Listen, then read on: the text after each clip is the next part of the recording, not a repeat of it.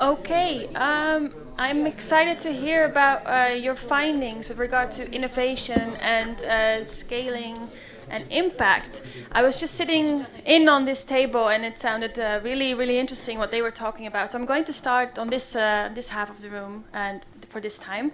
So can I give the word to Austin or Alain? Austin? So we went in reverse order, and we first looked at this kind of surprising Seforïs numbers suggesting that social enterprises in our sample are have more self-perceived innovation than commercial enterprises have self-perceived innovation. And some of the ideas that came up, I mean, maybe there is some over-reporting, but the fact that the question, it's the same questions for commercial enterprises and they've gone through cognitive testings means that there is a difference. You know, this may not be the right absolute rate, but there is a difference. So some ideas came up was social enterprises, often there's existing problems, but what makes social enterprises social is they're not satisfied with the existing solutions. So just kind of almost by their existence, they are having to innovate. Also, other idea was social enterprises are capable of seeing things from different angles because sometimes they're maybe more closer with a wider, more diverse group of stakeholders. So that allows them to innovate more than traditional enterprises. Another thing is that there's often supportive institutions or diaspora in one particular example, which make it easier to innovate.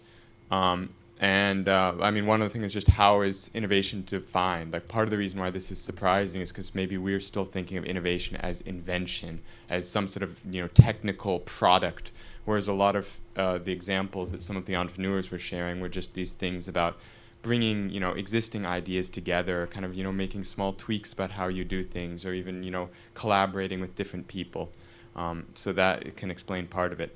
The second question we answered was this idea of is innovation planned or does it happen by chance? And we went through we were lucky to have 3 different teams of social entrepreneurs.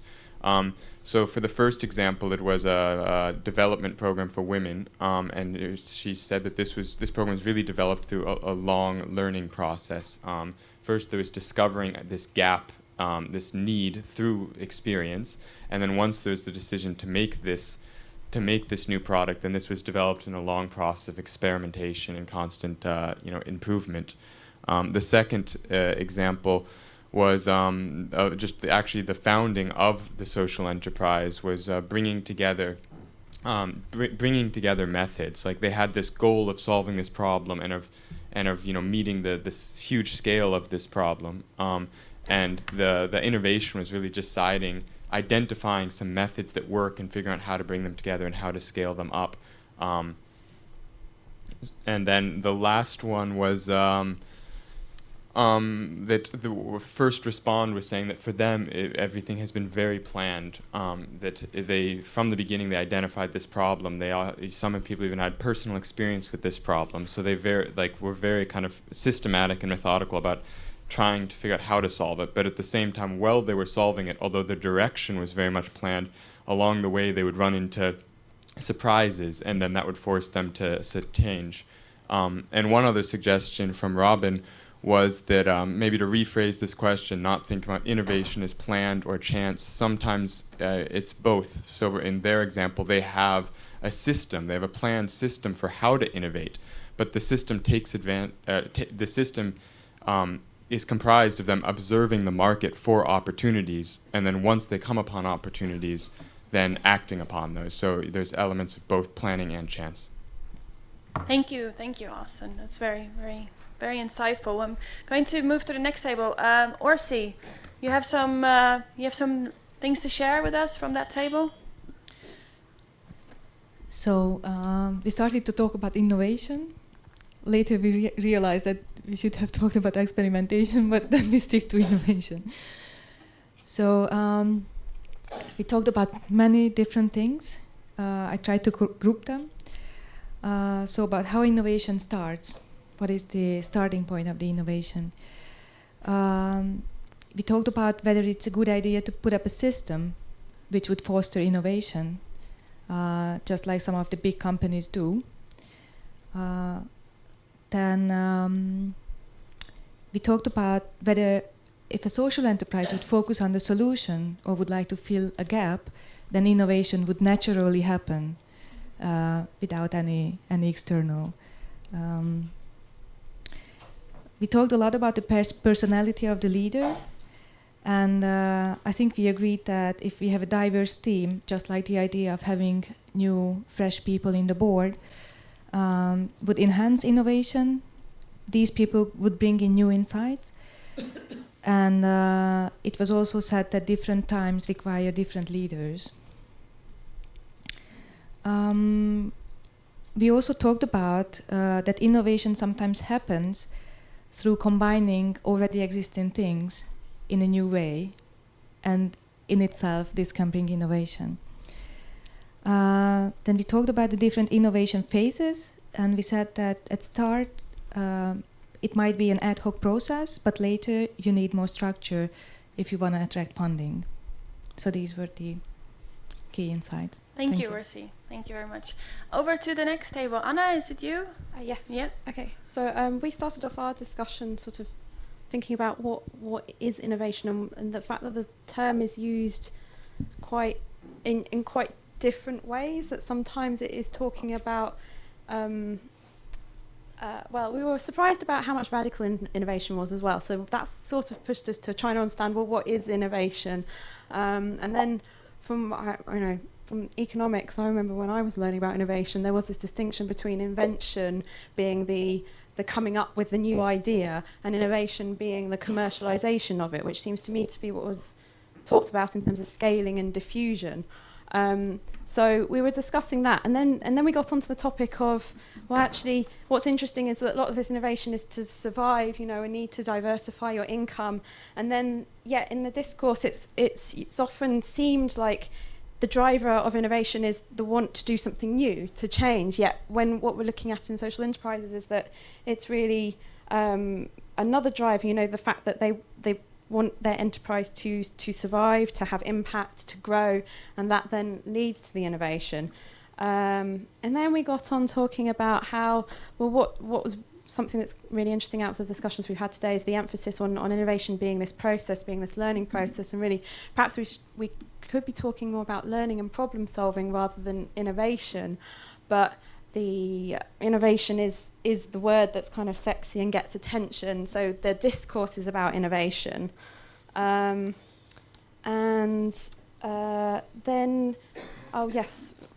the idea that what do people understand as innovation, and is it something that's frightening or not, or the view that innovation, perhaps we should just view it as learning, and then we have to deal with the idea of failure. So we got onto a discussion of failure, which was quite interesting, and the idea that actually, whilst failure has been accepted as this sort of, that you can learn from it, so there's the kind of cult that yes, we should have failure because we're learning from failure, but without actually dealing with the emotional impact of failure. So whilst saying yes, it's good to go and fail, not having the support or the understanding of how can you get through that failure at the end.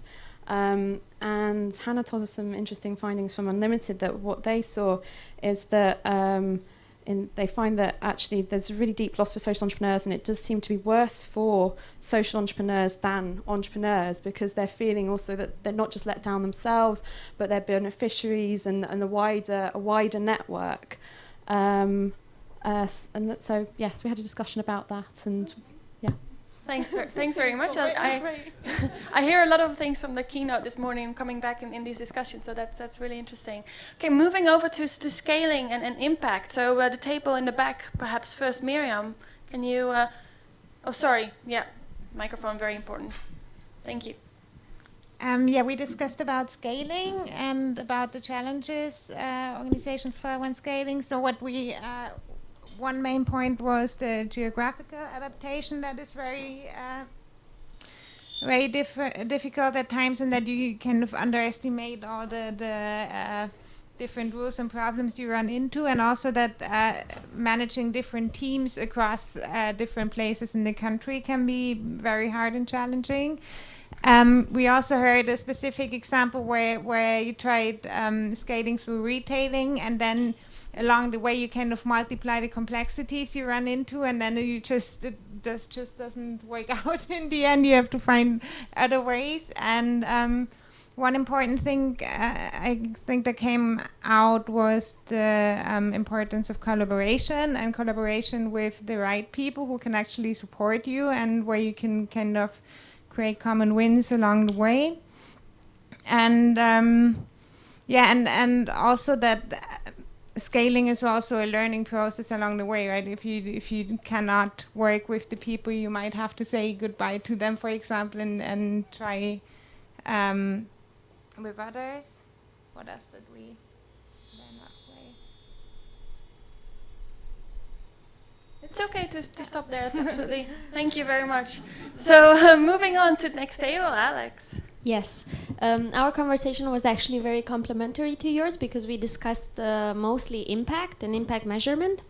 And we had a few very interesting ideas brought up. For example, the fact that there are a lot of barriers that organizations are facing when developing impact measurement, and these barriers can be financial, in the case in which organizations think about outsourcing this and hiring companies to help them with measuring.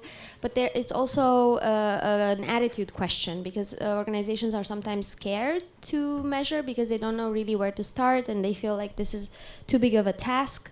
And one of the solutions mentioned was that organizations should basically focus on, or really identify what their goals are, and then try to identify 2 or 3 points, indicators, measures that they can focus on when developing their measurement systems.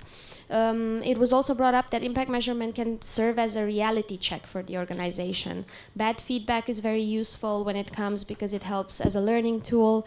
And the scariness of impact measurement is related to this as well, because some people might be scared, okay, what if we find out that we're not doing what we're actually supposed to be doing or want to be doing? I think another important idea was that impact measurement is a building block of scaling. So in order to be able to scale and to know what to scale, it's important to know what you're actually doing and where your added value is. So that would be the connection between these 2 points in our discussion. And in the end, we also talked a bit about experimentation. And here we had different opinions and experiences with experiments. Some people felt more uncomfortable with the method because thinking about, okay, are we actually asking the right question when doing these experiments or not? Are we actually thinking about why these experiments are working or not working, and about all the characteristics of the beneficiaries and why they would use these different instruments or not? And this would be it for us. Thank you. Uta, your group is the last group? Yes, between you and the coffee break. So we focused more on on the first kind of question: whose behavior would you like to understand more and why? And so we had basically 2 categories: the potential customers, so to get an understanding of the size of the market for a service, and also the beneficiaries, so to get more idea of the need. And then we actually went into discussing existing approaches and kind of stopped there. But the existing approaches were interesting. So one was more a market research approach, and the other one was something that Ramazan shared. So after the events, they actually have a survey in place that they use to evaluate beneficiaries, so immigrants, experience of the event, but also most importantly try to elicit what are the current needs and what would they like to see more. And so essentially, and they're also asking the event organizers similar things, and essentially that helped to identify future opportunities and actually craft new services, develop new services that were then later on also recognized by larger players in Germany as essential needs. And also we talked about the value of sharing data data, that if you have such an impact measurement system or just as a quality monitoring system in place, that it can help you to attract further funding, and it can also help you to select collaboration partners, because they then almost self-select, because the ones that are interested in having such a rigorous methodology in place, it's a good signal that you want to work together with them. But they measuring and documenting impact and quality of service can also have a negative side effect. We were very surprised to hear, because basically it helps obviously to legitimize your own services, and Ramazan rightly got lots of recognition from different players, but that also meant that all of a sudden then, for instance, government institutions started to push back towards other existing service providers. So be aware that if you do an excellent job, you might get a frowny eye from somebody who is currently trying to serve that need. Thank you very much. A lot of lessons discussed and learned here this afternoon.